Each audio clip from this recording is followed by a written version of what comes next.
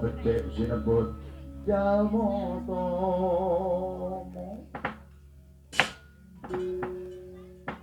yang sukma sesemitaning sun bono langgeng rahayu ing sagung dumadi anak ulun yuganing kita titanayu marta padha nggir jeneng kahananmu ana kedadian apa bandur jeneng kanan ulun iku kok kumambang ana tengahing seganten tengahing jaladri ana apa titanayu martawada ila dialah boduka menika sinten boduka menika sinten anak ulun yuganing kita jeneng ulun iki kang netek ana dasaring samudra seseleh Sang Hyang Baruna asma ulun ila dialah ngaturaken sungkem bekti temanduk wonten pepada dalem Sang Hyang Baruna tak tampa kanthi becik pangestu ulun tanpa nono ndadosaken sejimat bukulun mula bukaning lelakone panjenengan ingsun wis manyurupi wis ngerteni kedadian apa wae lah sak badane iku apa sing mbok karepake lah kula kok wonten mriki nika sabab musababing menapa bukulun anak ulun yuganing kita Gatotkaca kena diarani jeneng kita iku mati sak jabaning kodrat mati begalan yen ana wong mati begalan mati ing sak jabaning kodrat jeneng kanan ulun bisa miradadi supaya jeneng anak ulun iku teguh kukuh bako rayu wilujeng slamet panggah gesang ana alam bebrayan mangkane jeneng ulun sun usadani bisa waluya jati wingi temai walya jati wingi sesa kaya ngono nggih ila dialah bukulun ngaturake guming panuwun naik kados ngaten ora ning apa sing dadi rebutan Gatotkaca kepareng kula cariyos sekedhik bukulun ora dadi apa wateng cetha pipit dolaning sakawit nalika semanten kula dipun utus Kanjeng Wa sami aji ing negari Ngamarta diutus mundhut kawontenaning lumbung selayur ingkang wonten ing negari Ngastina karana lumbung selayur menika manggen wonten ing kraton Ngastina sakosok wangsule negari Ngamarta sami gagal anggone tani sami paceklik kawontenanipun larang buga larang wastra mila ingkang putra titahaken dhateng Astina mboyong lumbung selayur kala wau nanging kok inggih boten pikantuk mongko jroning nala menika menggali wong sing nglakoni tapa nglakoni poso bakal nemu riyaya sing nglakoni poso ora nemu riyaya sing ora poso kok ketemu riyaya lah menika adiling jagat wonten pundi ukulun anak ulun yuganing kita kabeh mau ora kena dipikir sarana waloka dadi iku ana paugeraning dhewe-dhewe ya sing garis bawahi apa gegayuhanmu nggih kedah kula saged amboyongi kawontenanipun lumbung selayur menika yen ora bisa boyong kula kedah nuntut keadilan maksudmu nuntut keadilan sing kaya ngapa lah iki nyuwun adil wong boten adil iki ngene Gatotkaca ana nggoning jagat raya iki Hukum sing paling dhuwur, hukum sing paling mencit iku hukum kebenaran. Ora ana hukum sing sak dhuwur-dhuwur dibandingake marang hukum kebenaran iku mau. Tuladanipun kadya pundi yang ngene tuladane. Ana ing swasana jagat raya iki akeh kukus, akeh bluk, akeh bledug, akeh reget lan sak panunggalane. Nanging dene apa sing dalining talining urip iki anggone ngirup. Hawa mau kok ora ana hawa sing melu mlebu ana sajroning paru-paru, sing mlebu kok ya sing apik-apik wae. Lah mula iku kinersakake dene jagat, manungsa iku gawe hukum kebenaran. Ila dialah menawi kados ngaten kula ketados pundi. Anak ulun juga ning kita. Sawetara wektu mlebu dhisik ana ing gedhong busana. Salina dhisik mengko tak wenehi tugas. Kaya ngopo sak banjure?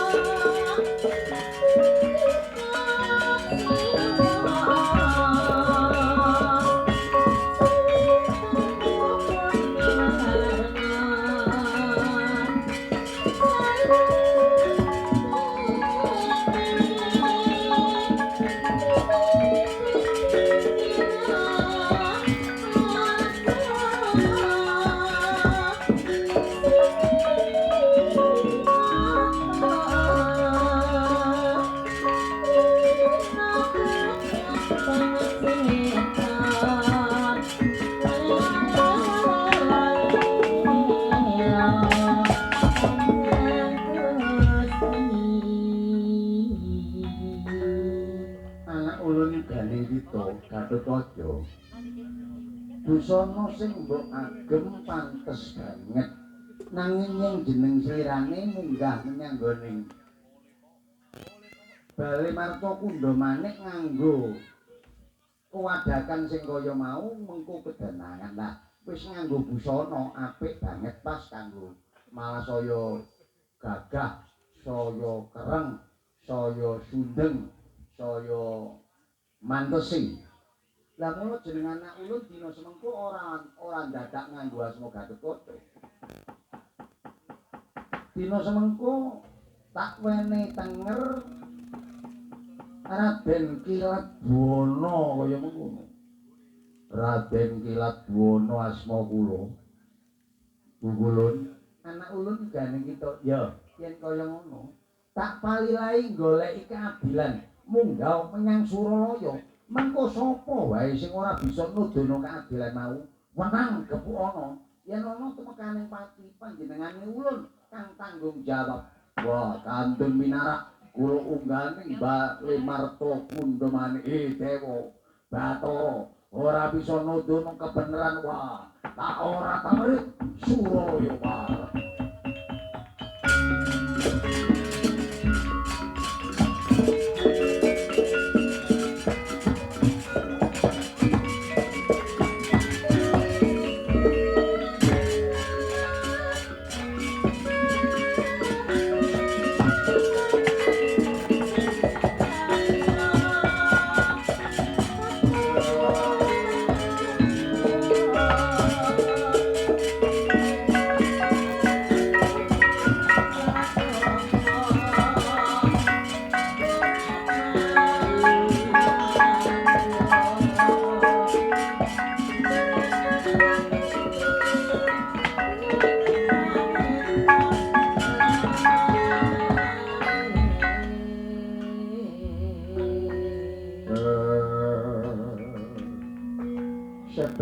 Katalika wau tunggelampane nanging beda ingkang den jejeraken anyariosaken wonten ing telenging Bale Marta Kundha Manik wonten ing jagating kadewatan.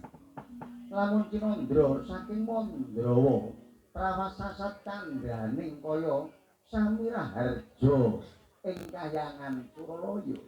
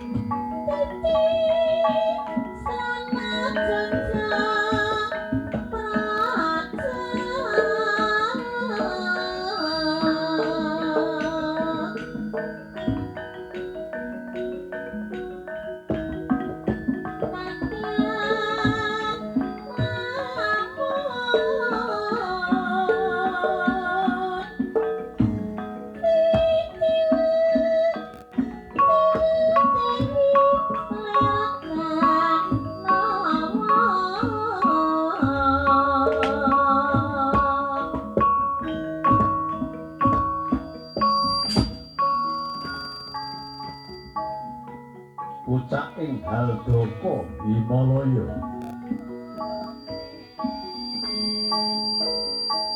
Wonten teja Angewong punika sanes tejaning Pandhita Tapa. Yekti punika sasana samananing para dewa jagat wetan. Ramyang jagat kulon moyo-moyo. Ana cahya kadya uruping damar ananging sonare analai dudu soroting Surya Candra Daru miwakartika tur punika kaperbawan dene gumelaring kahyangan Suralaya inggih sinebut kahyangan Ngondar Andir Bawana ya paku jamur kataliwarna inggih awasta kahyangan Ujung Giri Kairasa ya jengging Saloka.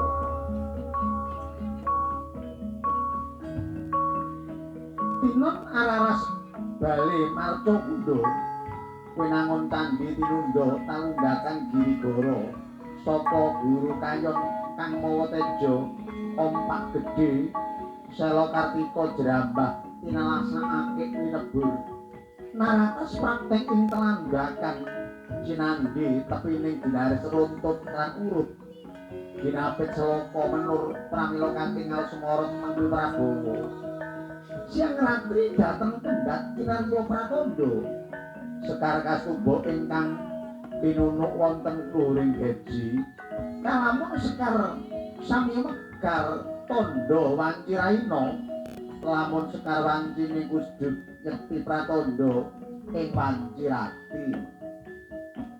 Lah sinten tok ingkang dadya gegunanganing kahyangan Suralaya bebesing Sang Hyang Bathara Guru Manik Maya jagat nata jagat karana jagat girinata ya sangjang jagat pratingkah uga prataning mijil saking suduk kang udal-udal Resi Narada kinarya dadi juru basa Suralaya Kakang Narada kakang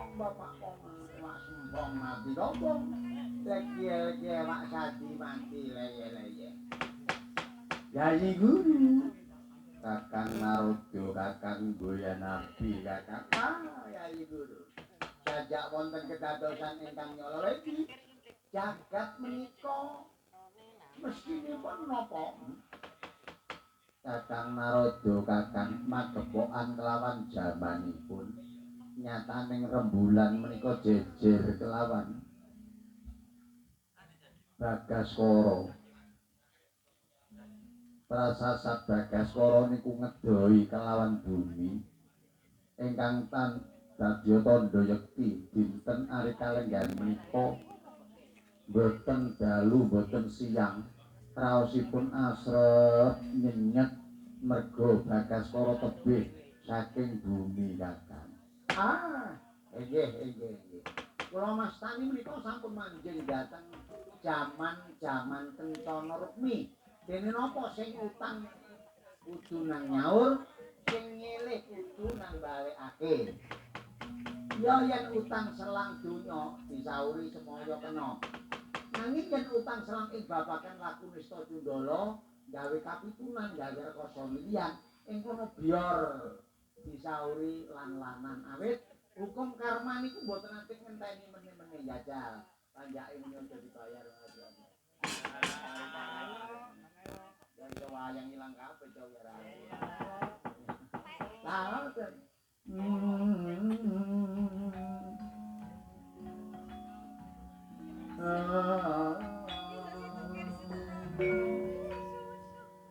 aku seneng ditunggoki papundanku saka Sampang Agung gak iya oleh kuwatir ngejer sik aja macem-macem sik tapi lek Gondo Kusuma lulus aku mancal-mancal tidak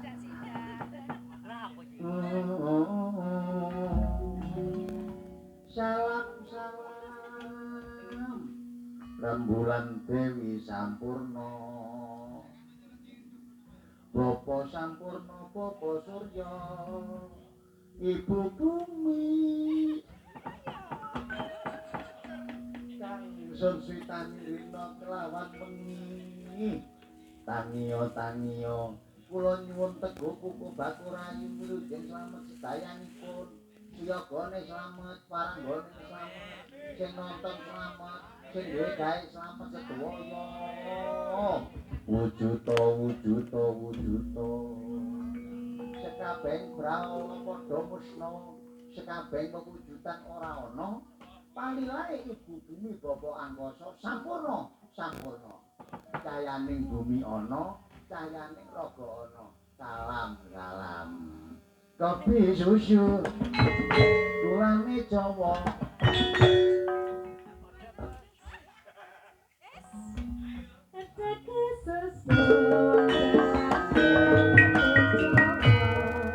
kopi susu tulane pasir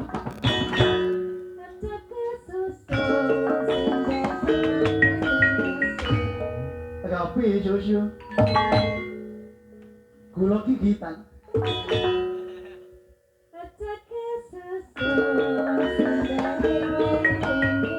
kopi susu ilang kopine cari susune kedaluarsa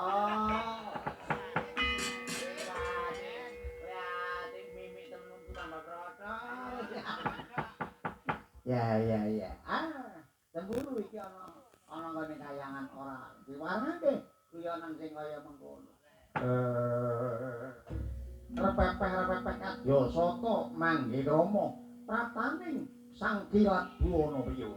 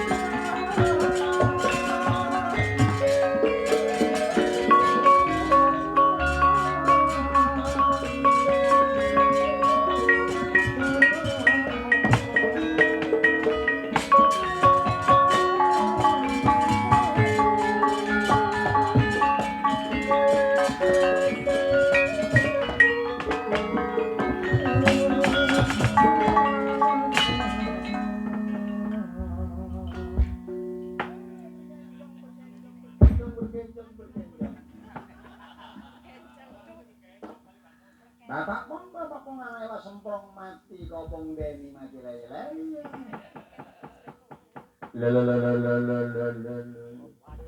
Anak ulun juga ning kita pitanayu Martomodo. Jeneng kita ese badan kuadakan. Nanging kok bisa mlebu ana lawang selo merangkep. Ngerti ya? Iki papan Suralaya Surawani Layapati. Wong munggah Suralaya Prasasat nggih umur nyekakno umure. Sapa iki? Pukulun kepareng kula matur. Kula menika paring ana semo kabat kilat bono Pukulun. Anak ulun juga ning kita kilat bono. Apa sing dadi wigati setiamu munggah ana bale marca kudu maneh. Yen agunging pangaksami Pukulun, kula badhe pitanya dhateng yang padha winenah. Takon apa? Takon waton ora angel-angel aku iso. Yen nek takon sing angel-angel meneh pira wae iki bego. Apa sing mbok takokake? Ana cangkriman, wajib ta batang.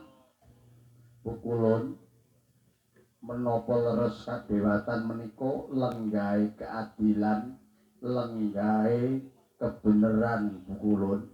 Ya bener. Tak ngerti kaya ngono tak ngerti banget. Ora ana hukum bener, hukum adil mung kejabane ana Suralaya. Lek ana donya ngono sawangane katakan kan. Nggih kula nggih ngaten maca surat kabar.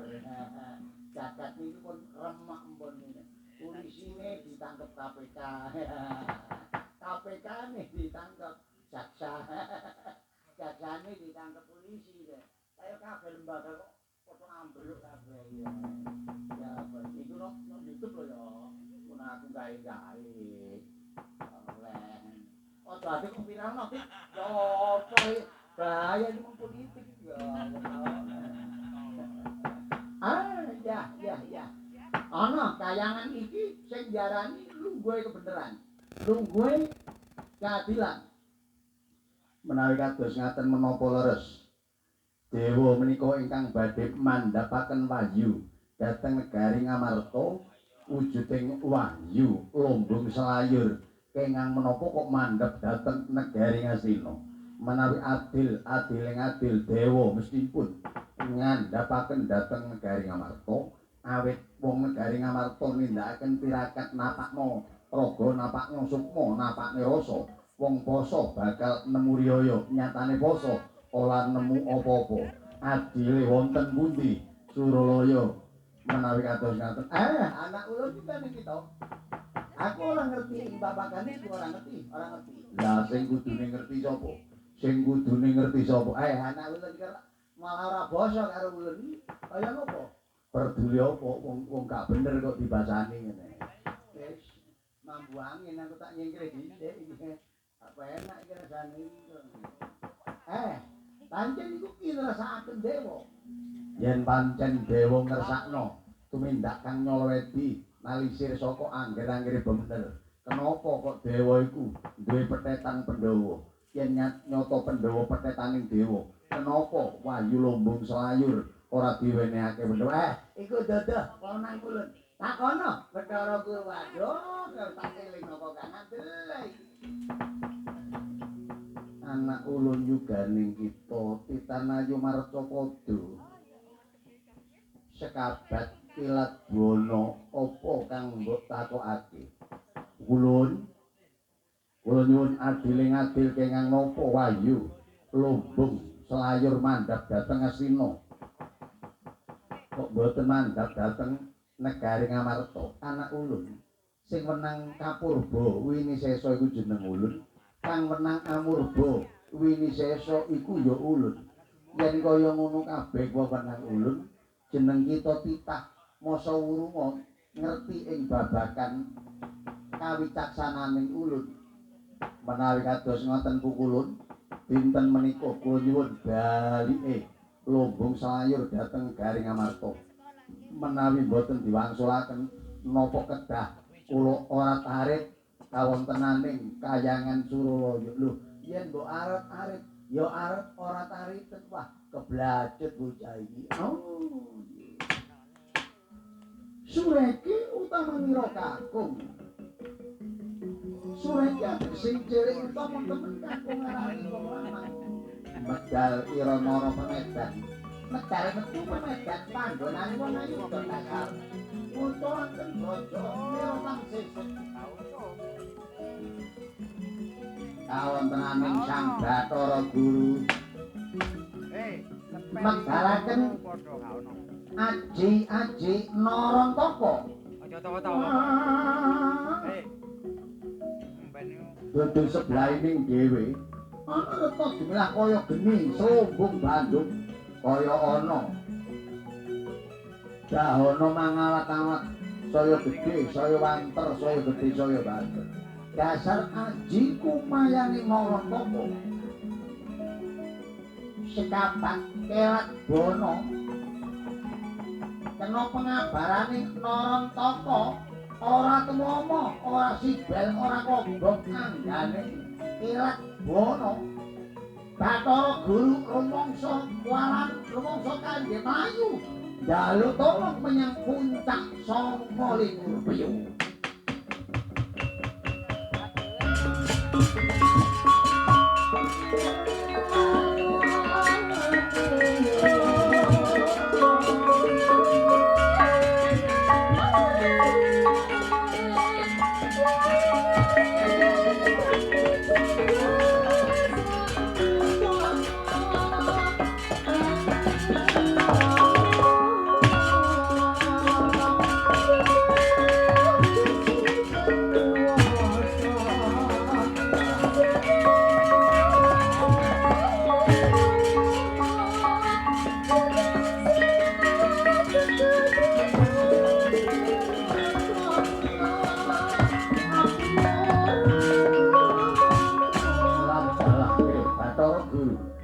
Ora iso nudur adil, ora iso nudono kebenar. Ayo mlayu nyang puncaking gunung nyabrang segara tak tumpati nyabrang geni bakal tak jeburi.